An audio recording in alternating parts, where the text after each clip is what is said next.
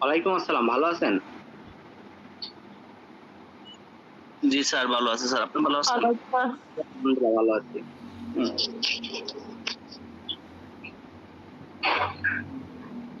আজকে আমাদের মুসলিম ল ক্লাস হবে। হ্যাঁ। আমার ক্লাসে একদম নতুন এমন কেউ আছেন?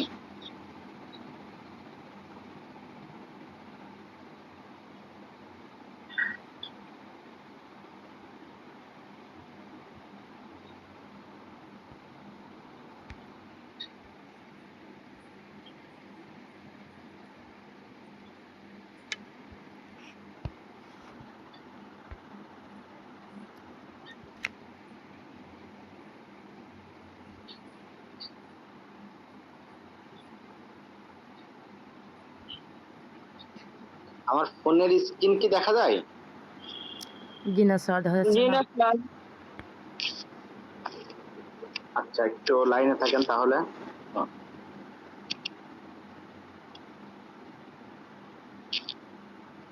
আচ্ছা, আমি লিভ নিয়ে আবার ঢুকতেছি। হ্যাঁ, আমি স্ক্রিন শেয়ার করতে পারছি না, আপনারা একটু করেন, 1-2 মিনিট। জি স্যার। জি, শোনা যাচ্ছে। আচ্ছা।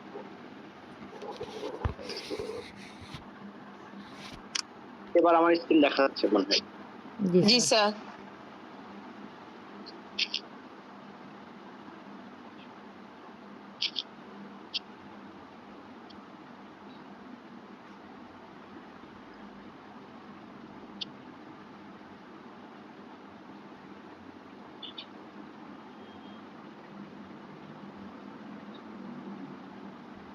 আচ্ছা, আজকে আমাদের পড়ার বিষয়টা হলো শরিয়া আইন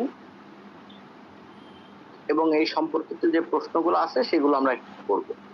শরিয়া আইনের প্রযোজ্যতা অপ্রযোজ্যতা এই বিষয়গুলো নিয়ে আমরা একটু জানবো। দেখেন, শরিয়া আইন কি? বাংলাদেশের শরিয়া আইনের কতটুকু শরিয়া আইন কতটুকু প্রযোজ্য? শরিয়া আইন হলো মুসলমানদের জীবন আচার পরিচালনার একটি ধর্মীয় বিধান যা ইসলাম ধর্মের মূল উৎসসমূহ থেকে উদ্ভূত। বাংলাদেশের মুসলমানদের পারিবারিক ও ব্যক্তিগত জীবন এই আইন আংশিকভাবে প্রয়োগযোগ্য। অর্থাৎ এই মুসলিম আইনটা বা শরিয়া আইন, এই আইনটা এই মুসলমানদের জীবন নাচার পরিচালনায় যে ধর্ম যে দিক নির্দেশনাগুলো দিয়েছে সেগুলাই মূলত আমাদের শরিয়া আইন। শরিয়া আইন বাংলাদেশে প্রযোজ্য আছে এমন কোনটার উদাহরণ দিতে পারবেন কেউ?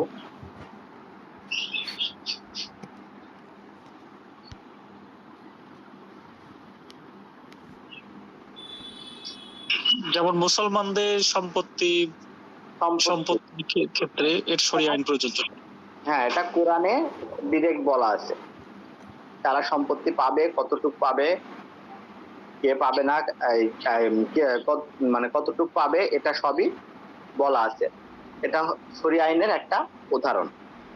দেখেন, শরিয়া আইনের সংজ্ঞা। শরিয়া শব্দটি এসেছে আরবি শারআ শব্দ থেকে উদ্ভূত, যার অর্থ সঠিক পথ বা নির্দেশনা। শরিয়া আইন হলো সেই ধর্মীয় বিধি ব্যবস্থা যা কোরআন, হাদিস, ইজমা ও কিয়াসের ভিত্তিতে গঠিত। মুসলমানদের আচার ব্যবহার, ইবাদত, বিবাহ, উত্তরাধিকার প্রভৃতি পরিচালনা করে। আচ্ছা, এখন আমরা দেখি শরিয়া আইনের কয়টা উৎস আছে। শরিয়া আইনের প্রধান উৎস হলো 4টা। 1, কোরআন। এটা হলো আমাদের কোরআন হলো ইসলামের মূল ধর্মগ্রন্থ, এর বাইরে যাওয়ার কারোর সুযোগ নাই। এটাতে যা বলা আছে সেটাই ফলো করতে হবে। এটাতে দ্বিতীয় কোনো কিছুর দ্বারা প্রতিস্থাপন করার কোনো সুযোগ নাই। 2, আল হাদিস, অর্থাৎ মহানবী হযরত মুহাম্মদ সাল্লাল্লাহু আলাইহি ওয়াসাল্লামের বাণী ও কর্ম, অর্থাৎ তিনি যা বলে গেছেন এবং যা করে গেছেন এইগুলো এইগুলো থেকেও শরিয়া আইনটা আসছে। অর্থাৎ আমরা যাকে শেষ নবী মানি, অর্থাৎ হযরত মুহাম্মদ সাল্লাল্লাহু আলাইহি ওয়াসাল্লাম, উনি যেই জীবন বিধান পরিচালনা করে গেছেন সেটাও আমাদের জন্য একটা আইন, তবে এটার অবস্থান হলো কোরআনের পরে। ঠিক আছে? ইজমা, ইসলামী পণ্ডিতদের ঐক্যমত। ইসলামিক বিভিন্ন পণ্ডিতরা, অর্থাৎ ইসলামী যারা স্কলার আছে, যখন কোনো কিছু ডিরেক্ট আমাদের ধর্মগ্রন্থে বা হাদিসে এটা বোঝা যাচ্ছে না বা ক্লিয়ার মানুষের ভিতর মতবিরোধ তৈরি হচ্ছে, তখন এই ইসলামিক পণ্ডিতরা যে একটা বিষয় নিয়ে ঐক্যমত পোষণ করবে সেটাই হলো ইজমা। যেমন এই ইজমার কেউ একটা উদাহরণ দিতে পারবেন? ইজমা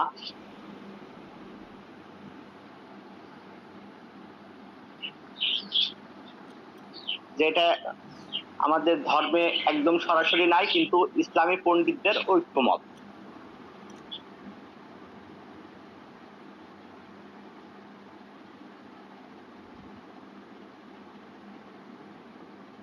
আচ্ছা, এই বিষয়ে আমি একটা উদাহরণ দিব, কিন্তু এটা একটু পরে দিব। এই উদাহরণটা আমার সম্পূর্ণটা খেয়াল আসছে না, আমি এটা আপনাদের পরে দিচ্ছি এই উদাহরণটা। এরপর দেখেন কি আছে, যুক্তিভিত্তিক সিদ্ধান্ত প্রদান। যুক্তিভিত্তিক সিদ্ধান্ত প্রদান। আচ্ছা,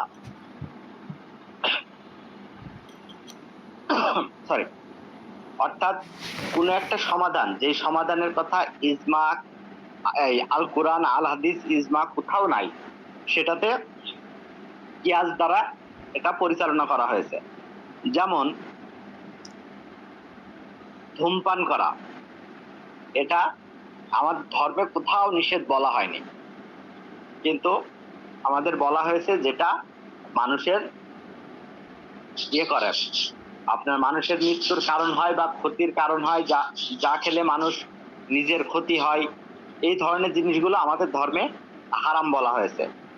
অর্থাৎ আপনি সিগারেটের কথা কোথাও বলা হয়নি, কিন্তু নেশা জাতীয় দ্রব্য মদের কথা বলা হয়েছে। এখন এটা খাইলে ফুসফুস নষ্ট হয়। আচ্ছা, একটু লাইনে থাকেন। আমি একটু মিট করে দিচ্ছি, একটু লাইনে থাকেন। এই ক্ষেত্রে যুক্তি দিয়ে পর্যালোচনা করলে দেখা যায় সিগারেট খাওয়ার মাধ্যমে মানুষের ফুসফুসের সমস্যা হয় এবং ধীরে ধীরে সে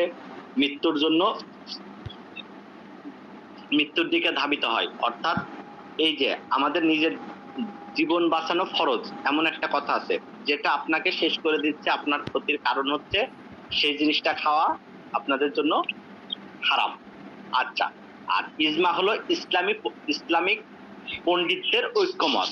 অর্থাৎ এই যে একটা আছে না আপনার, যে ধূমপান করলে, মাদক দ্রব্য খাইলে 40 দিন তার ইবাদত কবুল হয় না, এটা কিন্তু ইসলামী পণ্ডিতরা সবাই মোটামুটি একমত। তাহলে এই 4টা উৎসর বিষয় কি ক্লিয়ার হয়েছে, বোঝা গেছে?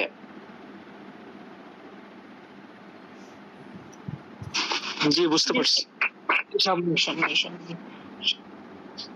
বাংলাদেশের শরিয়া আইনের প্রয়োগটা দেখেন, যেসব ক্ষেত্রে শরিয়া আইন প্রযোজ্য হবে। বাংলাদেশের শরিয়া আইন সরাসরি প্রয়োগ হয় মূলত পারিবারিক ও ব্যক্তিগত আইনে।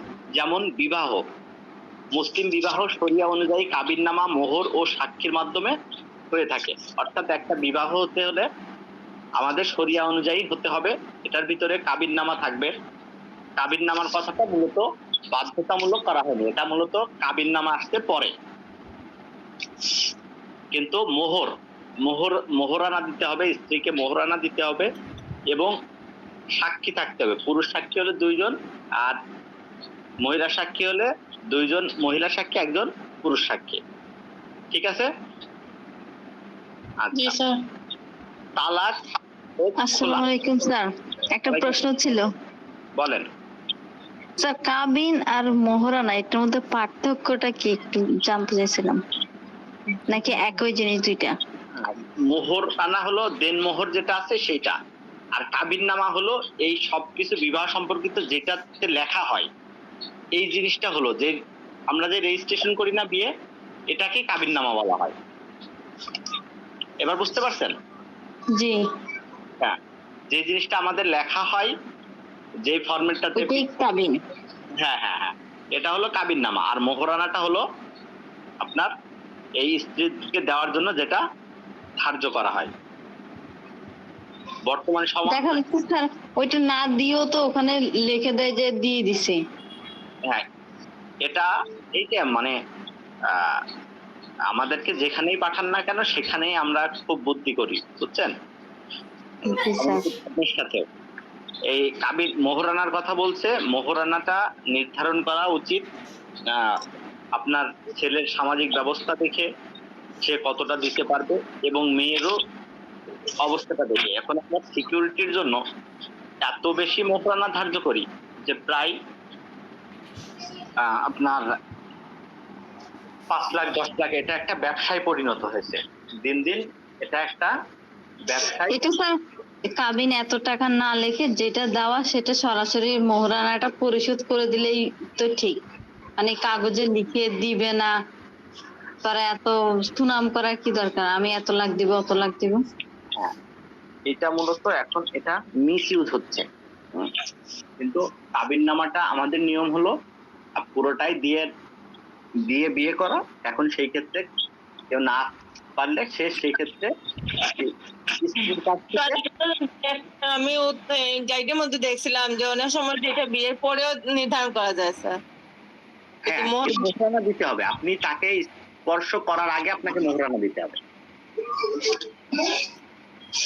তো স্যার এটা তো হয় না, কেন এটা হবে তো না? মানতে চায় না। যে আমার ক্ষেত্রেও যেটা হয়েছে আর কি, এটা তো রাজি হয় না মানুষ। আচ্ছা, যেমন আমার অভাব অনটন দেখায় তখন। বিয়ের মোহরানা ছিল 10,000 টাকা, এবং আমি এটা নগদ দিয়েছি। আলহামদুলিল্লাহ, এটাই এবং ভালো স্যার। হ্যাঁ, এবং আপনার ভাবির ভাই বলছিল তুমি যদি 1 টাকা পারো আমার বোনকে 1 টাকা দিয়ে নগদ দিয়ে বিয়ে করবা, আমার কোনো আপত্তি নেই। হ্যাঁ, এবং আমার তখন বেতন ছিল 10,000 টাকা। আমি একটা ল চেম্বারে কাজ করতাম এবং ওই 1 মাসের বেতন দিয়ে বিয়ে করতাম। এটাই ভালো। হ্যাঁ, কারণ আমরা যেটা এই যে কারচুপি করি, এটা আসলে এর একটা জবাবদিহিতা আছেই, হয়তো এই যুগে নাই, মানে এই ইসে নাই, কিন্তু পরকালে তো আছে।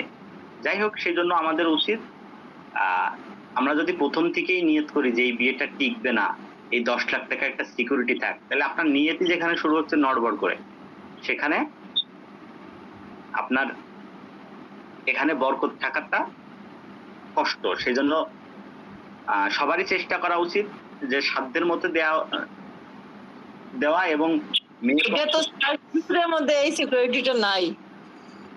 কিসের মধ্যে বুঝি নাই? হিন্দু অনেকে তো সমাজে মানতেও চায় না, এটা কাবিন চায় 10 লাখ টাকা 15 লাখ টাকা।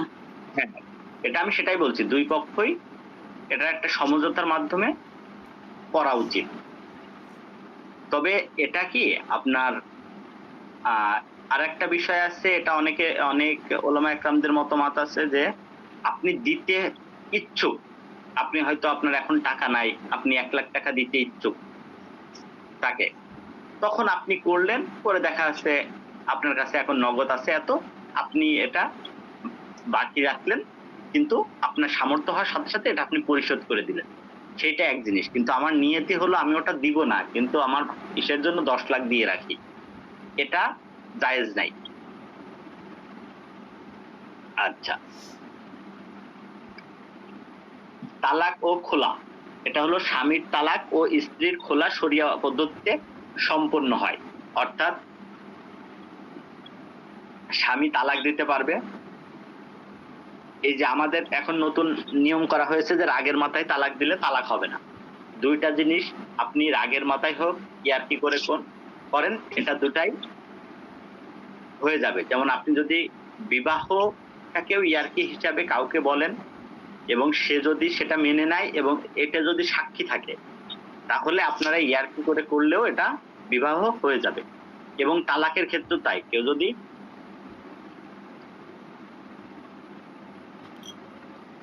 এবং আপনার তালাকের ক্ষেত্রেও যদি কেউ ইয়ার্কি করেও বলে যে আমি তোমার সাথে সংসার করব না, তাও তোমার তালাক দিয়ে দিলাম, তোমার 3 তালাক, তুমি বাপের বাড়ি চলে যাও, ইয়ার্কি করে, দুজন ইয়ার্কি করে করছে, তাহলেও এই ক্ষেত্রে সেই স্ত্রী তার জন্য হারাম হয়ে যাবে। ঠিক আছে? কিন্তু আমরা এখন এটারে কত এডিট করে রাগ করে দিলে হবে না, রাগের মাথায় তালাক দিলে হবে না, 3 তালাক দিতে হবে, 3 মাস হইতে হবে, 6 মাস হইতে হবে, এগুলো আসলে আমাদের সবই বানানো, কিন্তু ইসলামের শরিয়াতে এটা জায়েজ নেই। আচ্ছা, উত্তরাধিকার। মুসলিম ব্যক্তির মৃত্যুর পর শরিয়া মোতাবেক সম্পদ বন্টন হবে, অর্থাৎ শরিয়াতে যেটা দেওয়া হয়েছে, যারা কোরআনিক ভাবে উত্তরাধিকার যাদের দেওয়া হয়েছে তাদেরকে দিতে হবে, এবং যে অনুপাতে বন্টন করে দিয়ে গেছে সেটাতেই করতে হবে। কিন্তু এখন আমরা এর থেকেও বেশি আপগ্রেডেড হয়ে গেছি। মনে করেন কারোর 2 কন্যা বা 3 কন্যা, সে তার সব সম্পত্তি তার কন্যাদের লিখে দেয়। আমি বলছি না যে এটা ভালো বা খারাপ, লিখে দেয়, কিন্তু এটা উচিত না, কারণ এটা কোরআনের মাধ্যমেই ফয়সালা করা আছে। কেন করা আছে? এখন মনে করেন কারোর কয়ের চাচার 3 মেয়ে, কয়ের চাচার 3 মেয়ে, না ক খ 2 ভাই, এখন কয়ের 3 মেয়ে, খয়ের 1 ছেলে। এখন ক কি করছে, 3টাই তার ইয়েকে দিয়ে যাচ্ছে, আপনার 3 মেয়েকে দিয়ে যাচ্ছে। কিন্তু এইটা কোরআন কেন নিষেধ করেছে? এটাতে যখন আপনি পুরো সম্পত্তিটাই তাদের দিয়ে দিবেন, তখন তাদের বাপের ভিটায় এসে তারা যে ওই ভাইয়ের ভিতরে, চাচাতো ভাইয়ের ভিতরে দেয়া কত খাবে, সেই সম্পর্কটাও আর থাকে না। যদিও এখন চাচাতো ভাইরা দেখে না, সেটা পরের কথা, কিন্তু কোরআন এই চিন্তা করেই কিন্তু এমন কিছু বেনিফিট আছে বিধায় দিয়ে গেছে। এটা করা উচিত না। আর দ্বিতীয়ত হলো, কারোর পরের হক সম্পত্তির দিকে নজর দেওয়াটা উচিত না। আবার অনেকে আছে পুত্রদেরকে জমি কিছুটা বেশি দিয়ে যায়, বা কন্যাদেরকে কাউকে ভালোবেসে বেশি দিয়ে দেয়। আপনার 5টা পুত্র আছে, 5 পুত্রের ভিতর 1 পুত্র আপনার খুবই সেবা যত্ন করে, খুবই ইয়ে করে, আপনি তাকে আপনার সম্পত্তির একটা অংশ লিখে দিয়ে গেলেন। এটাও আপনার জন্য উচিত না, কারণ কোরআন তাদের শেয়ার নির্ধারণ করে দিয়ে গেছে। এখন আপনার 1 পুত্র আপনাকে বেশি দেখে, এর জন্য কি হবে? সে পরকালে এর জন্য একটা বেনিফিট পাবে, বা আল্লাহ তার এর জন্য অবশ্যই তার জন্য নিয়ামত রাখবে, বা তার পুরস্কার রাখবে। সুতরাং এটা আপনি ফয়সালা করবেন না, এটা আল্লাহ ফয়সালা করবে। ঠিক আছে? তারপরে ওয়াকফ, ধর্মীয় উদ্দেশ্যে সম্পত্তি দান শরিয়া ভিত্তিতে পরিচালিত হয়, অর্থাৎ ওয়াকফ প্রপার্টি যেগুলো আছে, আপনার মনে করেন মসজিদ, এতিমখানা, এই জিনিসগুলো শরিয়া ভিত্তিতে পরিচালিত হয়। ভরণ পোষণ ও মায়েদের অধিকার। ইসলামী শরিয়া নারীর ভরণ পোষণ ও মাতৃত্বকালীন অধিকার গুরুত্ব দেয়, অর্থাৎ একটা নারীর যে অধিকার সেটা এই আইনে অনেক বেশি গুরুত্ব, এই শরিয়া আইনে বলা আছে। আচ্ছা, এখন যেসব ক্ষেত্রে শরিয়া আইন প্রযোজ্য নয়, ফৌজদারি আইন। বাংলাদেশে দণ্ডবিধি 2860 অনুযায়ী বিচার হয়, অর্থাৎ রেপ বা ধর্ষণের শাস্তি, নারী ও শিশু নির্যাতন দমন আইনে মৃত্যুদণ্ড, কিন্তু পেনাল কোডে আছে যাবজ্জীবন কারাদণ্ড। ঠিক আছে? এখন কিন্তু শরিয়াতে বলা আছে এটা প্রকাশ্যে পাথর মেরে অথবা আপনার ওই যে গলা কেটে মানে মৃত্যুদণ্ড কার্যকর করা।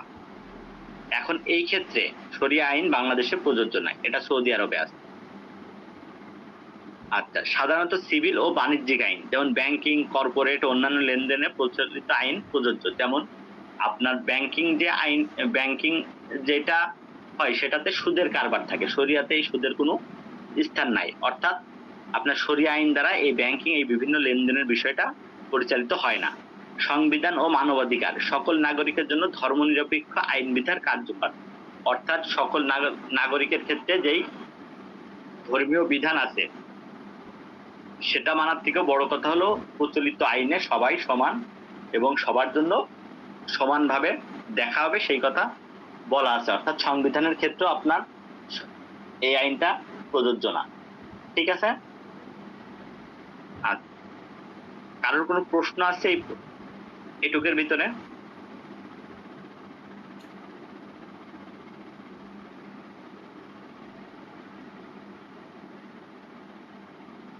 কারোর কোনো বিষয়ে কোনো প্রশ্ন আছে কিনা? জি না স্যার। না স্যার। আচ্ছা আচ্ছা, এবার 2 নম্বর প্রশ্নটা দেখেন, কেন বলা হয়ে থাকে যে মানব রচিত আইন হতে ইসলামী আইন সম্পূর্ণ আলাদা? দেখেন, আইন হলো সমাজের শৃঙ্খলা এবং ন্যায় বিচার প্রতিষ্ঠার একটি মাধ্যম। আইন সাধারণত দুটি প্রধান উৎস থেকে উদ্ভূত, একটি মানব রচিত আইন, অপরটি ঐশ্বরিক বা ধর্মভিত্তিক আইন। ইসলামিক আইন একটি ওখানে ঐশ্বরিক বা ঐশ্বরিক আইন হয়, এটি মানব রচিত আইন থেকে মৌলিকভাবে পৃথক, অর্থাৎ আপনাকে সৃষ্টি করছে সৃষ্টিকর্তা, সে নিজে একটা জিনিস দিচ্ছে আর আপনি নিজের থেকে একটা জিনিস তৈরি করছেন। অবশ্যই আপনাকে যে সৃষ্টি করেছে তার তৈরি করা জিনিসটাই সেরা হবে। দেখেন, উৎসগত পার্থক্য। মানব রচিত আইন মানুষ কর্তৃক প্রণীত আইন, যেমন সংবিধান, পার্লামেন্টে পাশ হওয়া আইন ইত্যাদি। ইসলামী আইন আল্লাহ প্রদত্ত বিধান, এর উৎস হলো কোরআন, হাদিস, ইজমা ও কিয়াস। পরিবর্তনশীলতা বনাম অপরিবর্তনীয়তা, অর্থাৎ কোরআন তো পরিবর্তন হওয়ার কোনো সুযোগ নাই। 1400 বছর আগে যখন নাজিল হয় তখনও যেমন ছিল এখনো তেমন আছে, কিন্তু আপনাদের এক সংবিধানের তত্ত্বাবধায়ক সরকার হবে কি হবে না এই মনে হয় 4-5 বার চেঞ্জ হয়েছে। অর্থাৎ মানব সৃষ্ট আইন পরিবর্তনশীল আর শরিয়া আইন পরিবর্তন হওয়ার কোনো সুযোগ নেই। আচ্ছা, দেখেন একটা লিখেছে, ইসলামী আইন মূল নীতিমালা অপরিবর্তনীয়, যদিও কিছু ক্ষেত্রে ইস্তিহাদ দ্বারা সমাধান সম্ভব। অর্থাৎ মূল আইনটা অপরিবর্তনীয়, কিন্তু যখন এই রিলেটেড নতুন কোনো সমস্যা সৃষ্টি হয় তখন এই ইজমা, কিয়াস এগুলার মাধ্যমে আপনার এই সমস্যাটা ওই শরিয়াতটাকে আপনার মূল ধরেই এগুলো সমাধান করা হয়। উদ্দেশ্যের পার্থক্য, মানব রচিত আইন কেবল পার্থিব শৃঙ্খলা ও কল্যাণে নিবদ্ধ, অর্থাৎ মানুষ যে আইন রচনা করেছে এটা শুধু আমাদের বেঁচে থাকি যতদিন ততদিন পর্যন্তই এটা মানে কল্যাণের জন্য তৈরি করা হয়েছে। আর ইসলামিক যে আইন অর্থাৎ শরিয়া আইন এটা আমাদের জীবিত থাকা এবং মৃত্যুর পরেও এটা প্রযোজ্য। নৈতিকতা ও ধর্মীয় ভিত্তি, মানব রচিত আইন নৈতিকতা ও ধর্মীয় অনুশাসন অপরিহার্য নয়, অর্থাৎ আপনাকে ওটাতে ধর্মীয় অনুশাসন মেনে চলবেই এর কোনো গ্যারান্টি নাই।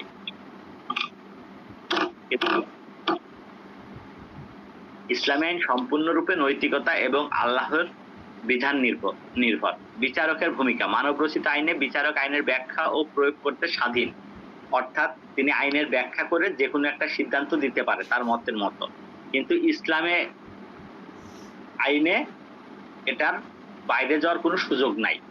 অর্থাৎ কেউ যদি চুরি করে সেই তার হাত কেটে ফেলতে হবে, আর কোনো ব্যক্তি যদি খাদ্য চুরি করে তাহলে সেই ব্যক্তিকে নয় ওই জায়গায় শাসকের হাত কেটে ফেলা উচিত।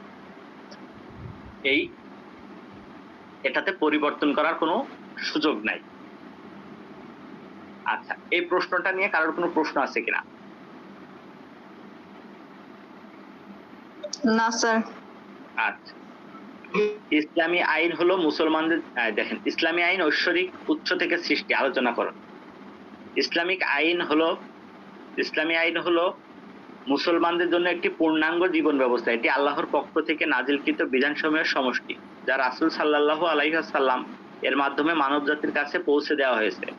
এটি মানুষের তৈরি কোনো আইন নয়, বরং এটি ঐশ্বরিক উৎস হতে আগত।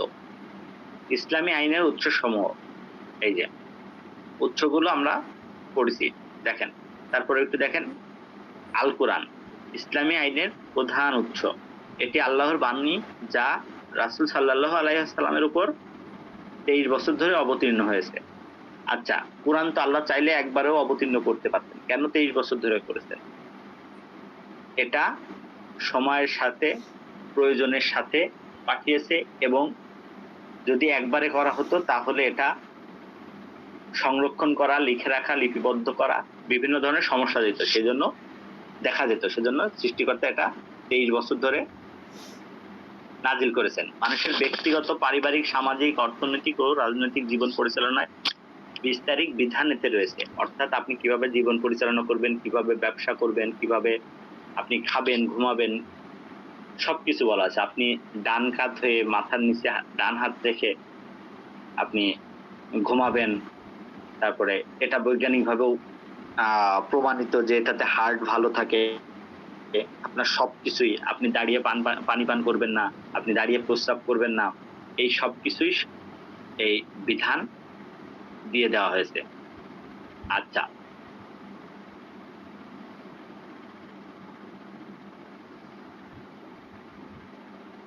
যেমন চুরি, হত্যা, ব্যবসা ইত্যাদি বিষয়ে সুস্পষ্ট নির্দেশনা রয়েছে। হাদিস বা সুন্নাহ, রাসূল সাল্লাল্লাহু আলাইহি ওয়াসাল্লামের কাজ এবং অনুমোদন সমূহ, অর্থাৎ রাসূল সাল্লাল্লাহু আলাইহি ওয়াসাল্লাম যা বলেছেন, যা করেছেন এবং যা করতে তিনি নিষেধ করে নাই, অর্থাৎ অনুমোদন দিয়েছেন, সেগুলো সবই সুন্নাহ।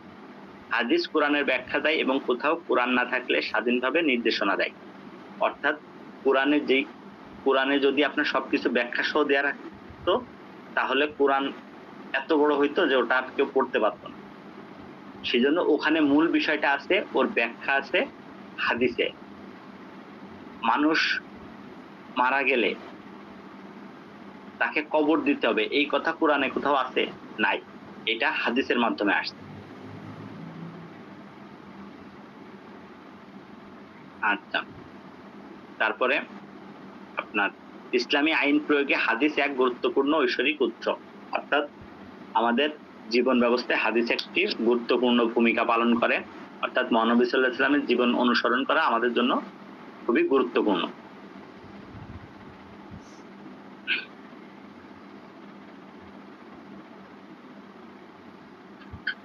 আচ্ছা, এই পর্যন্ত কারোর কোনো প্রশ্ন আছে কিনা বলেন?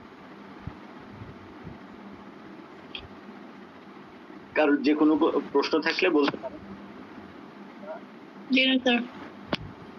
শুধু 1 নম্বর প্রশ্নটাই করব এখন। আমার তো মনে হয় আপনাদের না থাকলেও যারা অন্য ধর্মাবলম্বী আছেন ওনাদের থাকা উচিত। স্যার আমি একটু বুঝার জন্য একটু বলবো স্যার। অবশ্যই, যে কোনো প্রশ্ন করতে পারেন, আপনার কোনো সমস্যা নাই। আচ্ছা স্যার, কারণ আমি তো বুঝি কম স্যার, প্রশ্ন করতে একটা আতঙ্ক থাকে। না না, আচ্ছা স্যার, এইখানে আপনি শুরুতেই স্যার বলে গেছেন ইসলামী আইনের প্রধান উৎস 4টি। জি, আমরা ডিসকাশনে দেখলাম যেটা স্যার আল কোরআন এবং হাদিস। জি, আর বাকি দুইটা কি স্যার? ইজমা এবং কিয়াস। অর্থাৎ ইজমা অর্থ আপনার বিভিন্ন আলেমদের মতবাদ, আর কিয়াস অর্থ হলো আপনার যুক্তি সমাধান। হ্যাঁ, এই 4টা। Sir thank you sir.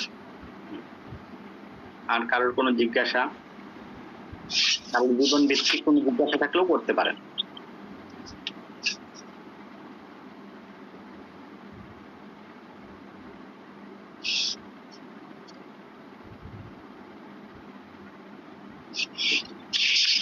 Khulna, Jessore, Jhenaidah কেউ আছেন? সাতক্ষীরা, খুলনা, যশোর, ঝিনাইদহ?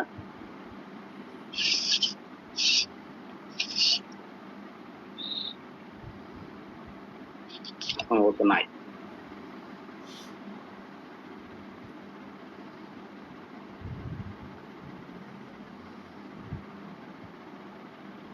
আচ্ছা, তাহলে ক্লাসটা আজ এ পর্যন্তই থাকবে। আমাদের নেক্সট দিন দেখা হবে। আমার ক্লাসটা আগামীকাল হওয়ার কথা ছিল, কিন্তু একটা সমস্যার কারণে প্রথমত আজকে দিয়েছে। আসসালামু আলাইকুম স্যার। ওয়ালাইকুম আসসালাম। আসসালামু আলাইকুম। আচ্ছা